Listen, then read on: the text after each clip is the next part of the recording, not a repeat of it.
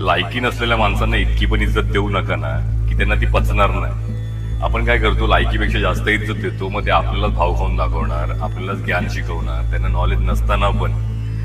तर अशा लोकांना अवॉइड करा आणि चांगल्या माणसांना इज्जत द्या, जशी की तुमची आई वडील भाऊ बहीण सगळ्यांना घरी इज्जत द्या. ते लोक धावत येणार तुमच्या संकटामध्ये. हे बोली बच्चन लोक आहेत ना, कोण कोण लोक जे तुम्हाला ज्ञान देणार आणि तुम्ही फ्रँक व्हायला लागले की तुम्हाला हातापायाखाली दाबणार. हे 2 नंबरवाले तिच्या आईला कुठून त्यांच्याकडे आयते पैसे आलेले असतात, बुद्धी शून्य असते आणि हे लोक लोकांना वाकवायला बघतात. जर मेहनतीने आणि शक्तीने आणि शांतीने जो व्यक्ती मोठा असेल, बुद्धीने मोठा असेल, त्याच्याशी चांगलं कन्व्हर्सेशन ठेवा, त्याला मान सन्मान द्या, त्या माणसाला वेळ द्या. पण अशा लोकांना जे आयते सोंडके पडलेले असतात ना, त्या सोंडक्यांना कोणालाही व्यक्तीला मान सन्मान देऊ नका.